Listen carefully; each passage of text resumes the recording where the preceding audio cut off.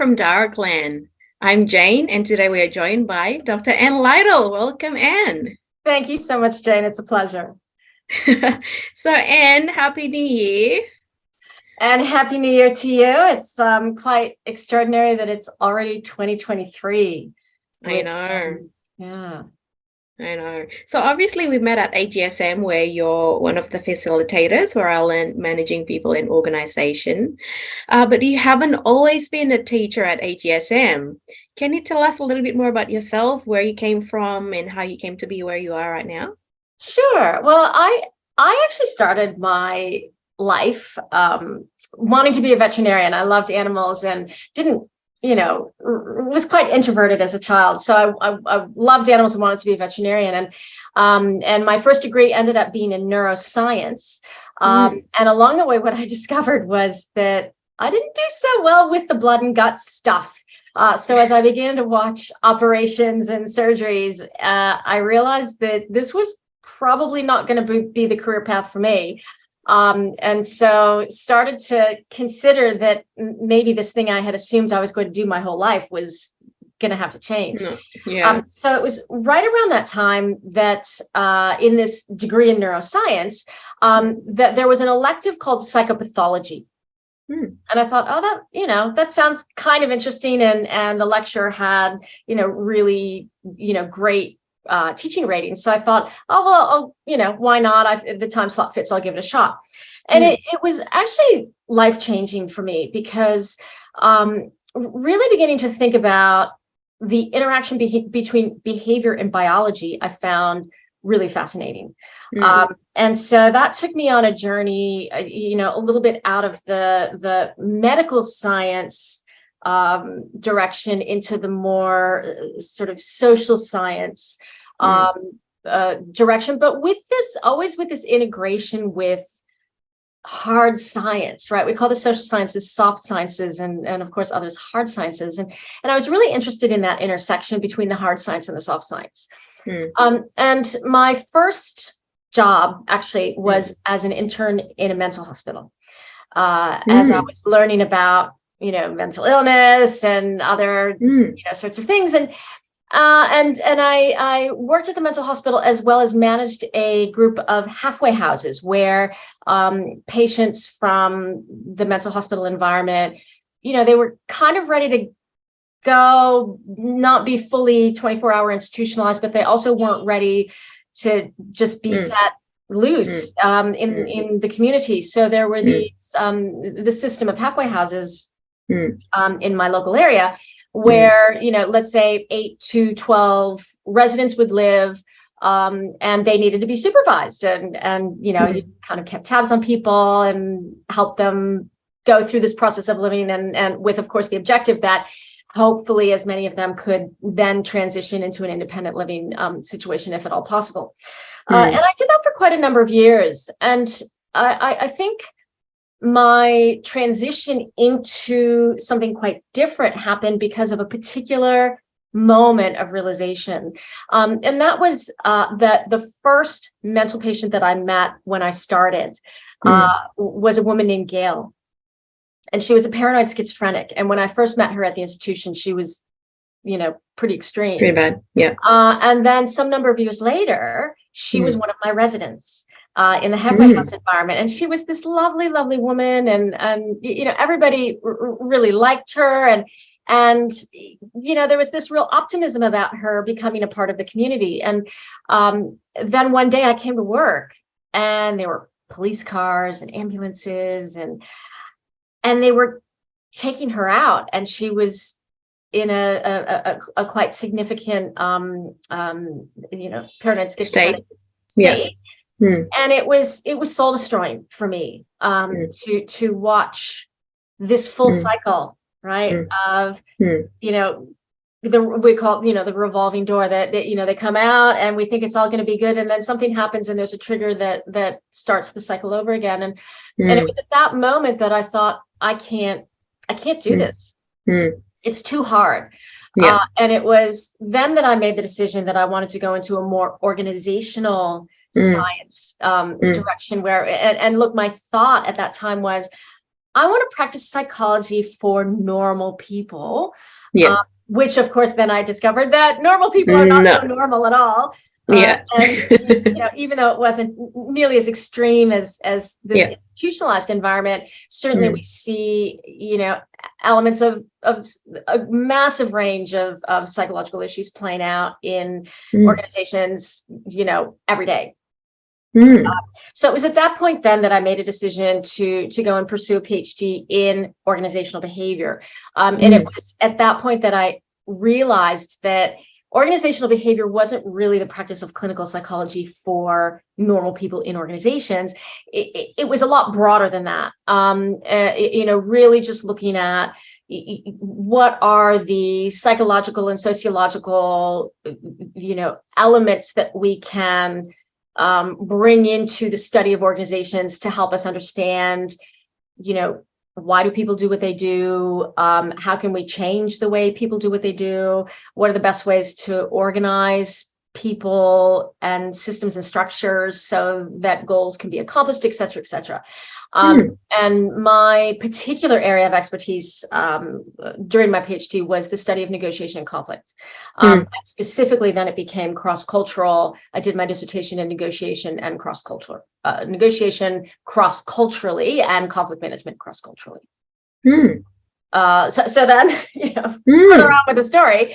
And after I finished that, which was all still quite early on in my career, I made the decision that I didn't want to be another American sitting in America telling everyone else in the world what to do. So I knew I needed to go, and I wanted to go. So I made a decision that I would take a faculty job at a university overseas somewhere.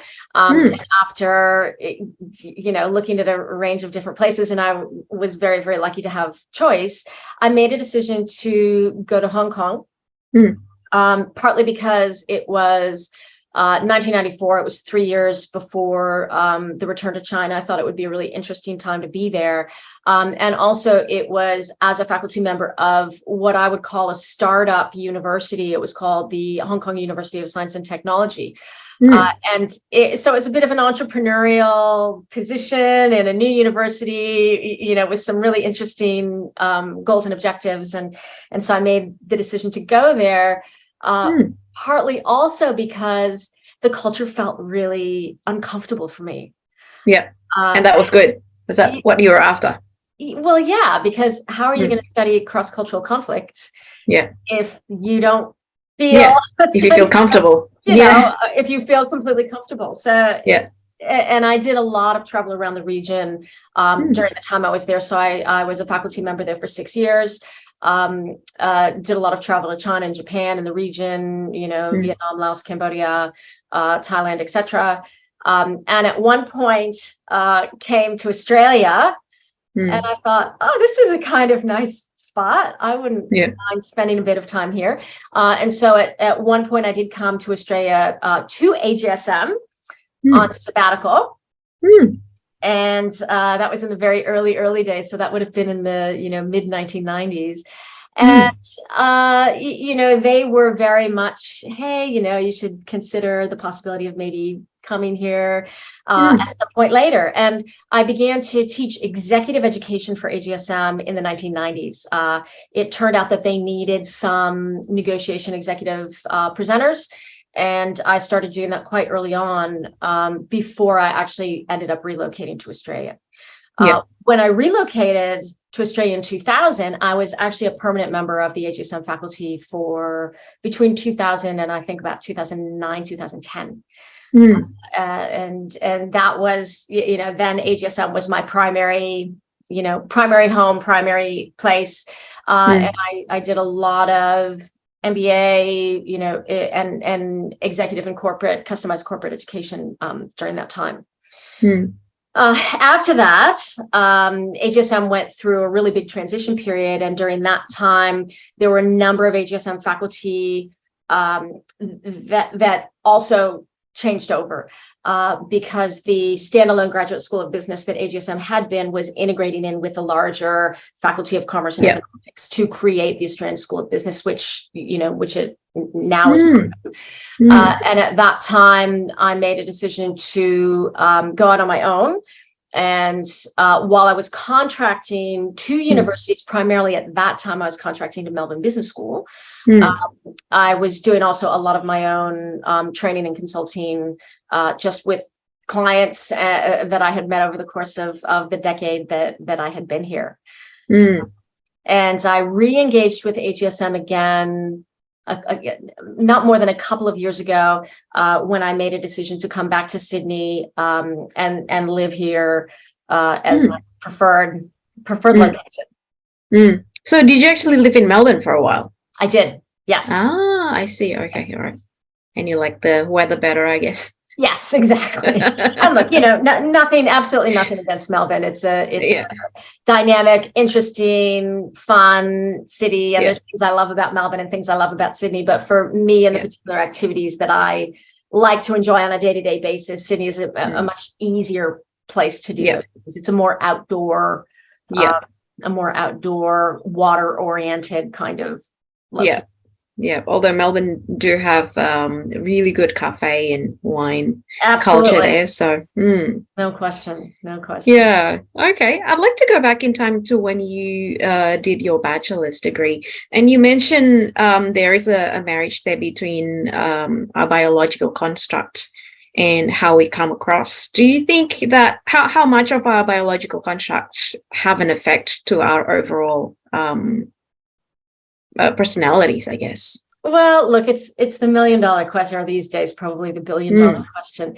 I think what is accepted is that there is always going to be a combination of nature and nurture, and different combinations and percentages of that for different people in different situations. I mean, I find one of the things that I find really, really fascinating right now in, with the technology that we have and the sort of research that's being done is we're now really starting to look at the true biological basis of behavior and what is going on in someone's brain when they're making a decision or when they're feeling a particular emotion or feeling motivated, et cetera, et cetera. And so really now, the field David Rock, described as neuroleadership is really becoming a reality where we can look at the biological basis of things that are going on for people. Now, how much of that current biology is genetic and how much of that is through all of the various different socialization processes and experiences that we've had, I think that's less, less important to know where it's from. There's no question that we do have genetic predispositions. A person with incredibly low general cognitive ability is unlikely to be able to become, 5 standard deviations above the mean. But there are a lot of things that can change from situation and experience in a window, in a range. So, you can take a child that has kind of average intelligence and really push that quite a bit higher through effort, through learning, through experiences, through, experiences that develop particular, brain areas, et cetera, et cetera. What we find is certainly there's no question that early childhood experiences have a big impact. They have a big impact on people's behavior. And I see this play out a lot in senior leadership, where the biases, where the habits, where the coping mechanisms and the ways of persuading, the ways of negotiating, the ways of getting what we want, often are really rooted in how we solve those challenges as kids. How did we negotiate with our parents? Did we find that throwing a tantrum was incredibly effective? And there are many tantrum throwers as adults in their 40s, 50s, and 60s that, you can almost see where that behavior came from. And the beauty of leadership development is that we can develop self-insight. Wow, isn't that interesting that when I'm stressed or when I'm triggered, that my default behavior is this particular one? Maybe I yell and scream, maybe I pressure people, maybe I withdraw. Is that those are things that usually are habits that we have programmed in over many, many, many decades. And that self-insight through leadership development can lead to behavioral change.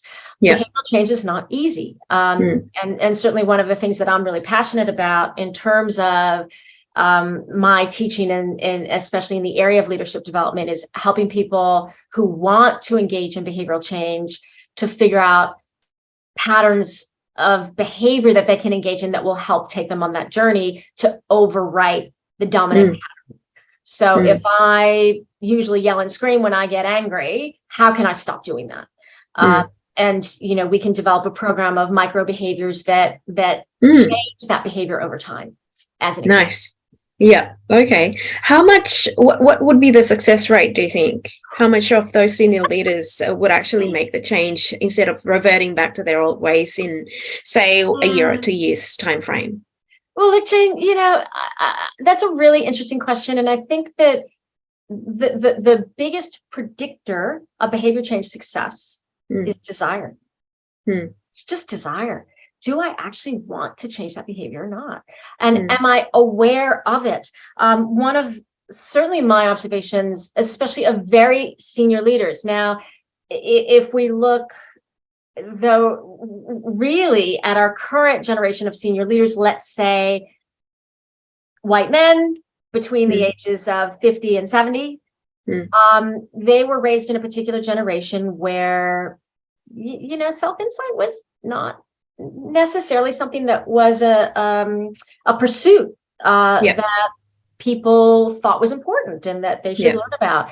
And we have this sort of current generation of very established senior leaders in that age group that sometimes have incredibly low levels of self-awareness and don't have an understanding of the impact of their behavior on other people. Now, certainly that is not to say that every person is in that category. Certainly that's not the case.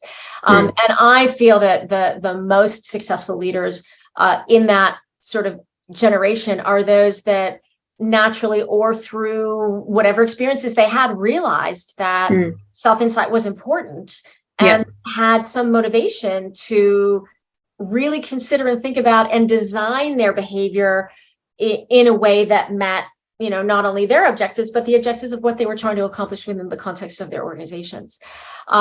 Today, sometimes I meet very senior, older people, especially men, who will have an epiphany. They'll have a moment where they realize, wow, something that I did really didn't work, or maybe I got fired as a result of this particular thing that I did, or I'm not able to go to whatever this next career step is because of the fact that I've been, given the feedback that I do this particular thing or have this particular sort of behavior.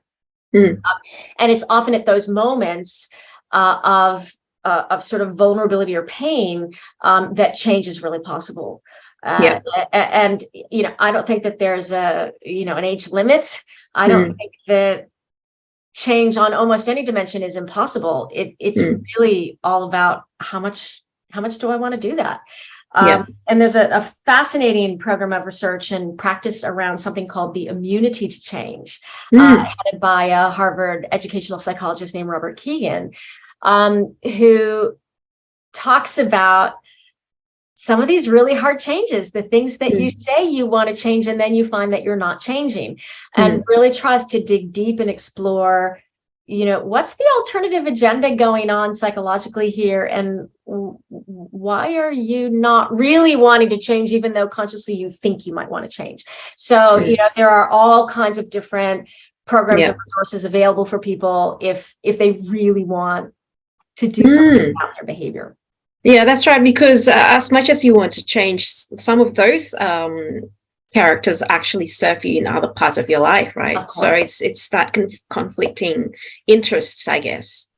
Absolutely. And that's one of the things that I think about leadership that's so challenging and so difficult is you may have a particular behavior that is highly ingrained within a family system. And changing that behavior outside of your family system, it's complicated. It's not easy. Yeah. So sometimes, people find it really, really difficult because, the behavior serves them very well in particular contexts that are important in life. Yeah. Okay, great. So when you moved to Hong Kong, was there any particular differences that you noticed from, East and West cultures? Well, so many. I mean, and the differences in some ways were so extreme. I might talk about a slightly different, and I think in some ways more interesting difference, which was when I moved to Australia as an American. Okay, yeah. And to me, I think one of the fascinating insights that I had about cross-cultural interaction, cross-culture, moving from one country to another, being successful in one country versus another, was that when I moved to Hong Kong, I expected difference. I expect things are going to be different there. People are going to behave differently. I'm going to need to modify my behavior. I'm going to need to do some things that are different, ranging from, how do I engage in a classroom environment? Because, offering up, comments just off the cuff is less likely to happen. So you create different, mechanisms within the classroom to encourage more interactive learning. Okay, we expect those sorts of things. When I came to Australia, I didn't expect difference. I thought we all speak English. I'm going to a place that's going to be really easy to integrate. I'm going to have more local friends and social contacts. And what I discovered when I came to Australia from a work perspective was during the first number of years, I would get always at least a couple in each group would give me a comment in the teaching evaluations, too American. Too American. And I thought, what does that mean? What does it mean to be too American? And I didn't understand what that was. And I also ended up finding that, my way of being made it more difficult for me to be accepted in social circles. As an example, I think Americans we kind of like debate. If somebody puts a viewpoint forward, you want challenge if you feel like it. Opposing viewpoint or offer a competing example that maybe disproves the point the person's trying to make. And I found that when I did that in social settings, it was a conversation shutdown. And I'm wondering, I'm not getting invited back to dinner. Gee, I wonder why. So there were these sort of more subtle differences. I thought I was just going to behave as I had always behaved, but what I discovered was there were a lot of different norms and values about behavior, especially in a social environment, that were very, very different in Australia as compared to the United States. And I also discovered that probably one of the biggest differences was the focus on what you do. So in the United States, for example, regardless of whether it's a networking event or a social dinner or meeting somebody in a bar or a pub, the first question that's asked is, what do you do? Or, where did you, and the second question is usually, where did you go to school? School doesn't mean elementary school. School means either university or graduate school, depending on your age. And what do you do means, what do you do for work? You're not interested in your hobbies or what do you do for work? Because immediately that classifies you in a band of status. what do you do for work? Oh, I work for Google. Oh, I work for Apple. Oh, I'm a professor at Northwestern University. Okay, well, automatically then that person knows, am I going to speak to you or not? So there's a very, very strong judgment. And, people say the United States is incredibly egalitarian. And I don't actually really, I think there's a lot of subtlety in that. I don't actually really agree with that in many ways. And then did you go to school? Well, again, very different answers. I went to Harvard, or I went to Stanford, or I went to Cornell, or I went to Kellogg Business School, or I have a PhD from Kellogg Business School. Wow. Okay.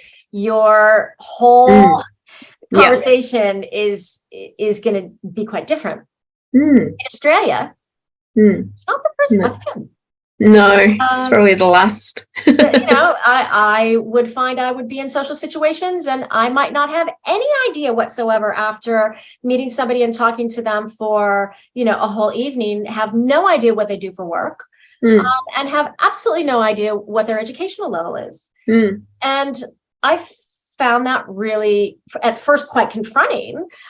But then after realizing it, really refreshing. And the fact that I could be at a social event as a professor and have spoken all night to a person who was a bus driver was absolutely normative and not, it wasn't unusual at all. And I really like that about Australia, which is so different from the United States. That people are I think, evaluated in a much more holistic way. That doesn't have so many value judgments attached. Yeah. Okay. When you spoke about asserting your opinions about certain topics as one of the key differences in Australian US settings, how does that translate to leadership? Look, I think one of the ways it translates to leadership is that people are actually a bit conflict avoidant. And is that a good thing or a bad thing as well? It's both, right? I mean, it's never unidimensional. It's both a good thing and it's a bad thing. It's a good thing in the sense that, I'm not going to rock the boat needlessly. I'm not going to create problems just for the sake of disagreeing or creating problems. But it's also problematic because what it means for leaders is it may be a little bit less likely for people to speak out when they think that when they disagree, or when they think that something's not really happening the way that it should be. And that means that my responsibility as a leader is to create a culture or create a way of communicating with people where they are absolutely 100% comfortable and know that that's what I want them to do. If they feel strongly about it. Create that psychological safety, I guess. And that can be done, easily through just how I frame questions. Hey, look, I want to let you know that right now, the reason, that I think this strategy is going to be a good one is A, B, C, and D. But I really want to know your real opinion. And I don't want you to just agree with me. I want you to tell me what you really think. Now, I have to follow through with that, right? So if I say to somebody, I want you to tell me what I really think, I'm putting them in a vulnerable position that if they tell me what they really think, and I don't like it, what's the consequence going to be? So, people will venture a little bit out, usually not put too much at risk at first. And depending on how I follow up, right? Is there a punishment? Is there a sanction? Do I listen? Do I incorporate what that person said into whatever the actions are going forward? And when people begin to see and observe that I have listened, not always that I've done exactly what they've said, but that I've considered it and maybe incorporated components of it, that gets around and that becomes part of the culture and that becomes part of your reputation as a leader. Oh, you can really tell her when she asks you what you really think, you can really tell her because she's not going to sanction you. And I think that that's really important. I also think that there's consequences for creativity of this sort of conflict avoidance, because one of the other big differences I always observed between doing negotiation training in the United States versus doing negotiation training in Australia. And again, these are kind of overgeneralization. Generalizations. Is that in the United States, I would find generally, people are really serious about wanting to optimize the solution. I want to find the best outcome, and they would take things so seriously and get really caught up and really invested. And what I found in Australia more so, and again, this is a generalization, was that, two negotiators would sit down with each other and one would go, "Hey, what do you think about this?" And the other would go, "I think that sounds okay." "Really? Yeah. Okay, great. Done. And so let's go to the pub and grab a beer. and that's the next thing, right? And the joke is, "Oh, great, let's go have a beer." So it's almost we don't want to stick ourselves out too far and push. I don't want to push the other party, because that's, that might cause conflict. That might make me look like I'm greedy, and I don't want to look like I'm greedy. I don't want to look like I think I'm better than somebody. I don't want to be pushy. So when we find something that's acceptable to us, we're not necessarily going to push it that extra step further to find something better. Yeah. And I think, giving people real negotiation skills training in how to do that in a way that's not pushy is really important. Yeah. And as a, as a leader or as an instructor, giving people those tools is really important. And again, creating an environment, creating a culture where you really encourage and empower people to push those boundaries. Because it's in no way to say that, Australians are less creative. Of course, that's ridiculous. But what is the propensity of me to make a suggestion of an idea or to push something new forward? If I think that there might be negative consequences to doing so, I'm not going to do it. So what I need to do as a leader is remove those negative consequences and reinsert positive consequences, so that we just, make it attractive for people to want to engage in those behaviors. And of course, what that means is, depending on what I want my culture to be as a leader, do I really want people to be creative? Is creativity not so important? Do I really want harmony in the workplace? Do I really want people to push each other on ideas? It's that, you would want to create, the set of behavioral norms according to whatever the objectives are that you might have. Yeah. Okay. Interesting. So other than Michelle Roberts, the current AGSM full-time MBA director, you're the only female facilitator in the program. Why do you think that is? Again, that's the billion-dollar question, isn't it? Look, universities, just as many other organizations and professions. So let's take academia as a profession, especially business academia, which is quite different from, some other content areas of academia. I mean, look, traditionally, many areas, i.e. finance, economics, et cetera, have been male dominated, historically.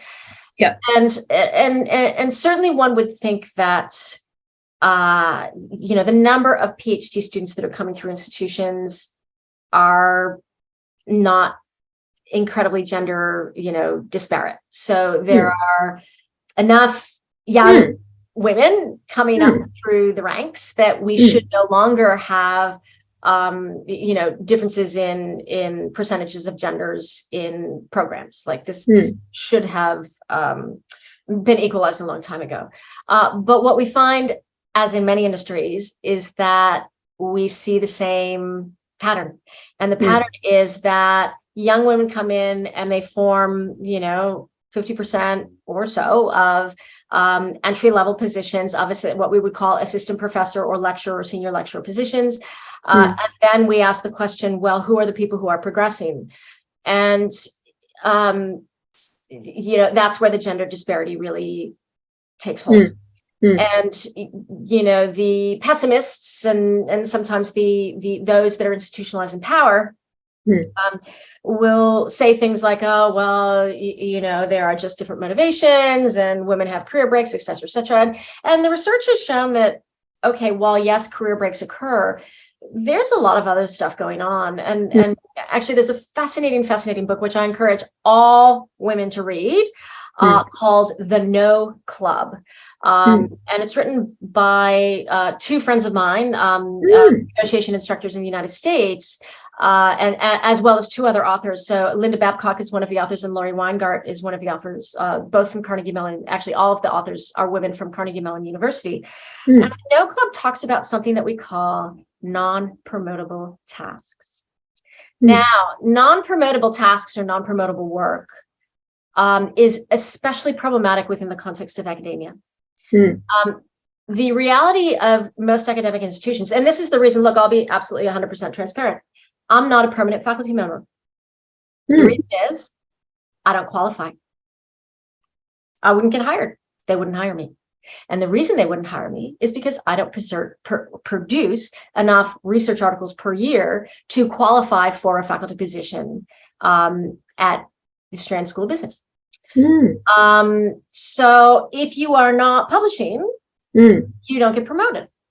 And this is a big issue because, okay, well, look, and I'm not even going to get into the philosophical issue of the fact that faculty positions are based completely on research publications, not on teaching skill or teaching evaluations, because those two sets of skills don't necessarily very different together in the same person. They're very different skills. And I think universities are beginning to try to pay this lip service to the fact that teaching is important, to the extent that they said, okay, well, if you do research on teaching, then you can get a position, which is ridiculous because you're still a researcher. Anyway, there are some initiatives at UNSW right now to try to begin to change this highly ingrained set of systems and structures in that way. But anyway, back to the promotional issue, which is if I'm not spending all my time doing research, I'm not helping myself get promoted. What are women asked to do? Oh, can you help me on this committee? You're the only woman. Can we please get you on this committee to evaluate student applications, to give this talk to this group of female students, to organize this particular conference? The thousands of tasks that are necessary, right? I mean, organizations need them to get done. Talking to you in this, this is a non-promotable task. I'm not, if I were a permanent faculty member at a university, I'm not going to get promoted because of the fact that I am spending my time interacting with students, doing nice things for the community, et cetera, et cetera. And we have a lot of evidence that it is more likely that women say yes to these requests. And it is more likely that women are going to get asked to do these non-promotable tasks. And this is one of the many, reasons why we don't see more women in more senior positions. And MBA teaching is considered to be, complex and challenging and difficult. And, am I going to spend my time to figure out how to do that and do that really well? Or am I going to spend my time, teach in a didactic undergraduate class and focus on my research? And so these sorts of choices, drive what female academics end up doing. And in addition to that, to be frank, MBA class experience from an instructor's perspective is not always that positive. So especially for a younger female, MBA classes can be incredibly intimidating, and the behavior that comes out of especially some of the male students is not what you would hope for. And that's even true today. I mean, there was a very, very famous period at Harvard, and this was some number of years ago. It was probably more than a decade ago, but I still think that these things are relevant and happening. And what they found was that their female students coming into MBA programs had the same test scores, but then from a, sort of marking success or grade success, the women fell behind by the time graduation happened. And one of the things that they discovered was that it was because the class participation marks of the female students were lower than the class participation marks of the men. And what they then discovered was that women were raising their hands and the men weren't. They were just blurting out comments. And women, when two people started talking, they would defer and allow the other person to talk because that was polite, and the men would defer. So there were all of these sort of norms within the classroom that, in a sense, encouraged dominating, more aggressive behavior. And it was also discovered at that time, right? At that time, I can't speak about what happens there now, that the behavior of male students towards especially younger female instructors was highly disrespectful. Many comments about the clothing they were wearing, their weight, their appearance, things that had absolutely nothing to do with the content area of what they were presenting. But also then the behavior of some of these male students was especially confronting, which is not always the most pleasant experience to have as a younger instructor. And you have to have be a certain sort of person to want to immerse yourself in that. And I can think about, and look, I'm now older, I'm 57, but in my 30s, the number of times that I was in a classroom of MBA students and was feeling like I was in front of a firing squad was significant. And can be really difficult and really intimidating. So I think that these plus many other factors kind of drive how many women end up presenting. But I do think a lot of it has to do with the reality of women not producing enough research articles because they're doing a lot of other things. That's interesting. Can you talk a little bit more about that experience when you're in your 30s and feeling like you're in front of a firing squad? In what sense? Is that just based on opinions thrown at you, or more specifically to that from that male student perspective? Well, and again, I guess this is the era to talk about this stuff. In those days, right, 20 years ago, we as women, I don't want to say we accepted the world as it was, but the world was as the world was, and you deal with it. So I think of the number of times I was propositioned by male students, that I was physically harassed, confronted by male, both MBA students as certainly executive participants, and certainly by clients. The sexualization of you as an instructor is what's salient, certainly to a subset of male students, as opposed to what you know or the value contribution that you might have to offer.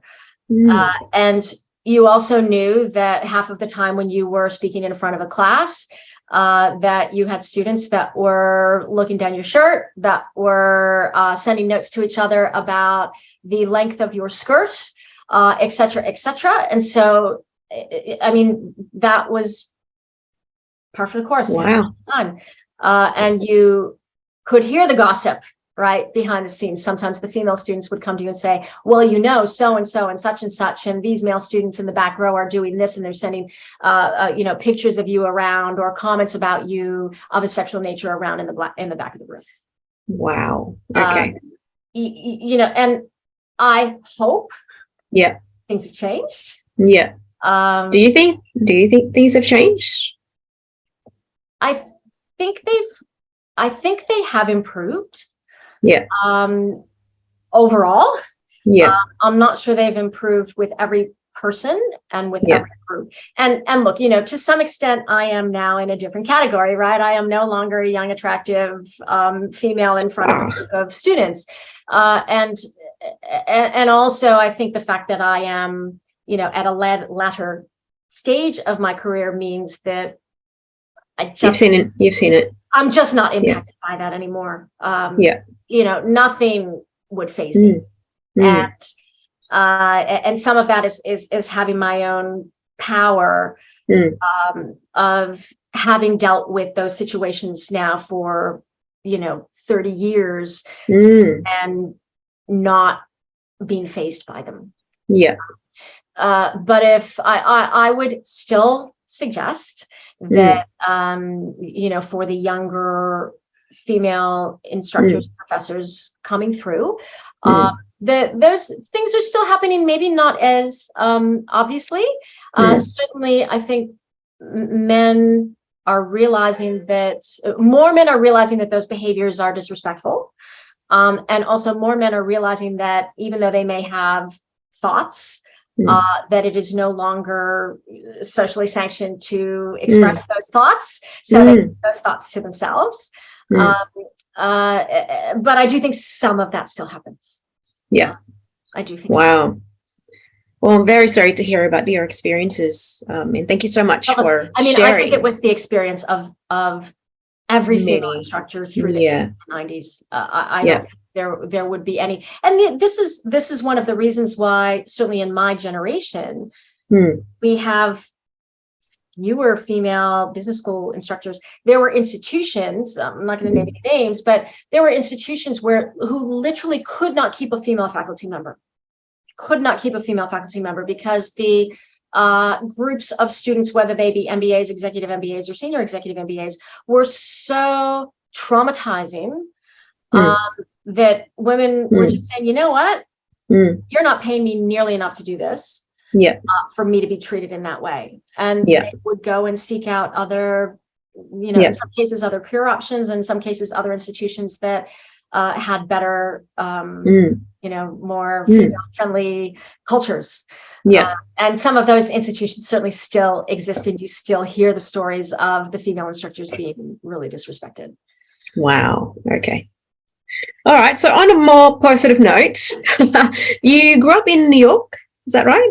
I was born in Chicago and raised in Buffalo, New York, which is an 8-hour drive from New York City. So it's in Western New York State. Certainly not the big city, a reasonably small, city on the Great Lakes that got a lot of snow. Okay. All right. So you grew up in the US, you went to Hong Kong, you've been in Australia for a while now. You can be anywhere in the world. How come, why did you choose Sydney, and why did you choose to stay with AGSM? Well, look, I love Australia. I wake up every morning and look out my window, and look, I'm incredibly fortunate to look out my window at the Opera House and the bridge and the city and the. Oh, wow. So I'm an incredibly privileged individual in the city, and I know there are many, many, many who are not as privileged. But I wake up every day and feel thankful to be in this place. And look, I think, from a values perspective for me, and, not everyone feels this way. And thank goodness we have lots of different places people can find their, match. But there are a lot of things that I really value about Australia and Australian culture that are quite different from the US. For example, our gun laws here, right? I love being able to walk around in the city at 1 o'clock in the morning and feel safe. That generally, of course things happen, but generally you're going to be okay. Nothing really bad is going to happen to you by probability. And,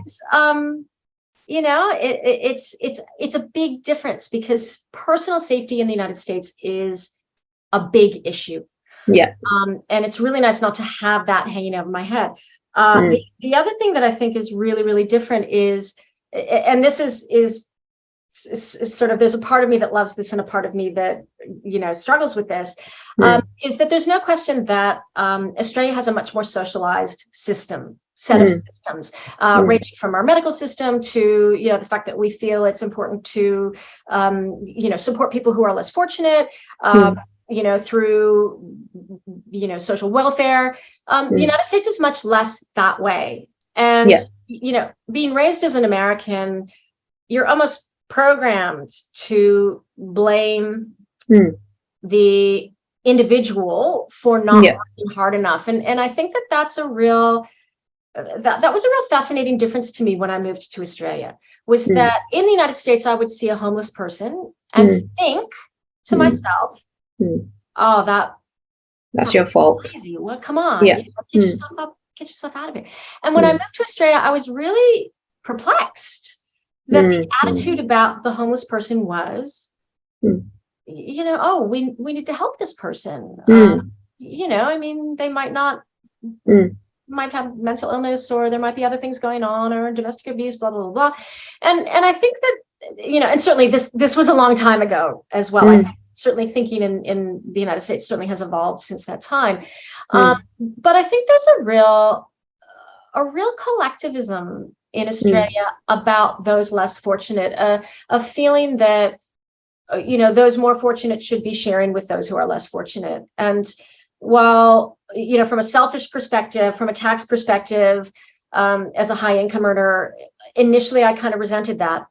And I thought, wow, gosh, I'm paying so much money and it's unfair, blah, blah, blah. But as I've gotten older, my attitude about it is, yeah, I feel really comfortable with this. And I feel that this is a much more preferable society to live in, where and it's not perfect, but the society tries to take care of everyone. And again, I think that this leads to just a generally more pleasant place to be, where you have, fewer people that are on the streets. You have less concern over personal safety, and you're trying to kind of keep everyone at least up to a basic level. And yeah, it's a nice halfway point, I guess, between the left and the right, I think. Yeah. And I think for me, those things are really, really critically important. In addition to, this Sydney as a particular location, I do a lot of outdoor activities, ranging from trail running to, paddling in the ocean. And, I mean, literally, I put my boat on the roof of my car, and in 5 minutes I'm in the water. And that's, I mean, where in the world can you live that you can be in a major metropolitan area as well as within, I mean, I can leave my house and pretty much run 40 kilometers off road in the middle of the city, more or less. And I think that's extraordinary. I mean, it's such a beautiful, physically, geographically beautiful location that affords me the opportunity to do a whole lot of things that I love to do, and in addition to work. Yeah. Okay, that sounds good. So you founded Leader. Can you tell us a little bit more about that? Sure. So look, one of the real questions, and this was pre-COVID. So it's interesting now to look back on that with our post-COVID lens, because this was before, really virtual education had become what it is now. And we were asking the question. So it started with this question of, well, if we want to change people's behavior, how can we support them to do that? Because we know that it's not going to happen simply by me standing for a day in a classroom, telling someone what they should do, or even helping them create an action plan. It's going to be through some sort of, and I always wanted to call it a virtual coach. That the concept was, we want to create an educational platform, a leadership development platform that's focused on behavior change, diagnosis of behavior and behavior change, and has a virtual coaching element to help to embed that behavior change over time. And underpinning all that was the gamification of the experience, so that it was more likely that people would engage. Because what we know about virtual education, which has changed a little bit, but maybe not as much as we think, is that, for the most part, people are not engaged for more than a couple of minutes at a time. And expecting that somebody is going to get online and watch, a 30-minute, an hour, a 2-hour, input is, it's just unrealistic. And I do think that you see some of that happening in, for example, online MBA programs. But the reality of an online MBA program is that if you don't watch the stuff and if you don't do the assessment and pass the assessment, you will not get this thing that you want, i.e. a degree or a qualification of some sort. But training programs don't have that kind of motivational pull. And even if you ask people to pay for them, we still find that real engagement rates with the platforms really drop off very, very, very quickly. And this is the case with almost all like online training programs that are institutionalized in many different organizations, around the world. So the idea was to try to create something that was fun, interesting, animated, had a lot of variety to it that would be for the purpose of this behavior change. So, look, we managed, we got reasonably far. And the reason that I exited Lita is because of a conflict with my co-founder. We began to divert, or I'm not sure exactly what the right is, but our views about what the future looked like and what the product should look like, and the process of how we were going to get there. We began to have very differing views about that, as well as the financing of how that was going to happen.